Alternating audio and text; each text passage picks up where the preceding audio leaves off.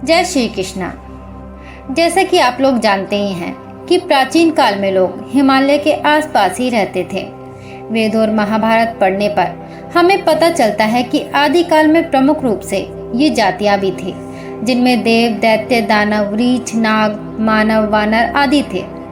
इनमें से कुछ जातियां अलौकिक शक्तियों से संपन्न होती थी। नाग जाति भी अलौकिक जातियों में से एक थी। नागों में सबसे महत्वपूर्ण नाग शेषनाग थे। शेषनाग क्या 1000 फन वाले सांप थे या कि मनुष्य, यह शोध का विषय हो सकता है।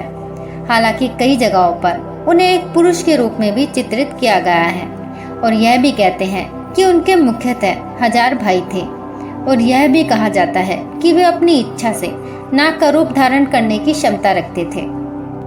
आखिर शेषनाग थे कौन? शेषनाग के बारे में कहा जाता है कि इन्हीं के फन पर धरती टिकी हुई है। धरती टिकी हुई होने का मतलब संपूर्ण धरती नहीं है। दरअसल समुद्र के अंदर से यह प्रकट हुई एक महाद्वीप वाली धरती पूर्व काल में शेषनाग की तरह ही थी। दूसरी ओर नाग मूलतः पाताल लोक में ही रहते हैं। चित्रों में अक्सर हिंदू देवता भगवान विष्णु को शेषनाग पर लेटे हुए चित्रित किया गया है। दरअसल शेषनाग भगवान विष्णु के सेवक हैं। मान्यता है कि शेषनाग के 1000 मस्तक हैं। इनका कहीं अंत नहीं है, इसीलिए इन्हें अनंत भी कहा गया है।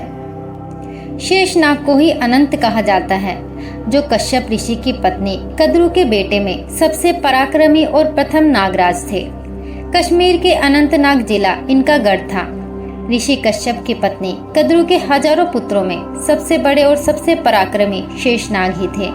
उनकी सांसारिक विरक्ति का कारण उनकी माँ भाई और उनकी सौतेली माँ विंता और गरुड़ थे, जिनमें आपसी द्वेष था। उन्होंने अपनी छली माँ और भाइयों का साथ छोड़कर गंधमादन पर्वत पर तपस्या करना ही श्रेष्ठ माना।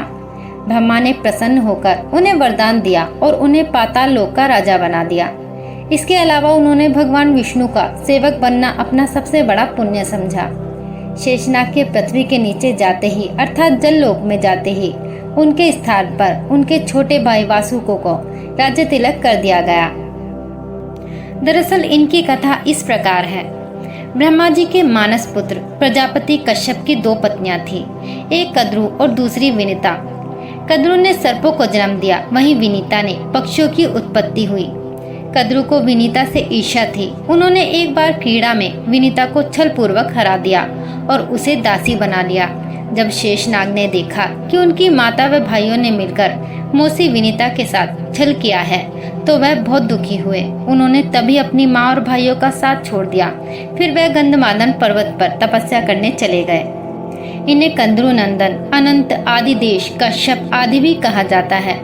धर्म ग्रंथों में कई अन्य नागों का भी वर्णन मिलता है, जिनमें वासुकी, तक्षक, कालिया, शंख, महापद, कारकोट, धनंजय आदि शामिल हैं। ये सभी शेषनाग के छोटे भाई हैं। शेषनाग में भगवान विष्णु के साथ ही कई अवतार लिए। महाभारत ग्रंथ के अनुसार शेषनाग त्रेता युग में लक्ष्मण और फिर द्वापर युग में बलराम जी के रूप में अवतरित थे। इस प्रकार शेषनाग हर युग में भगवान विष्णु के साथ रहे और उनका सेवक बनना ही उन्होंने अपना सबसे बड़ा धर्म माना। तो दोस्तों, ये थी हमारी आज की वीडियो आपको कैसी लगी हमें कमेंट बॉक्स में ज़रूर बताएं और अगर अच्छी लगी हो तो वीडियो को लाइक करके चैनल को सब्सक्राइब ज़रूर करें। अब हम मिलेंगे आपको अपनी अगली वीडियो में। तब तक अपना ख्याल रखें। जय श्री कृष्णा।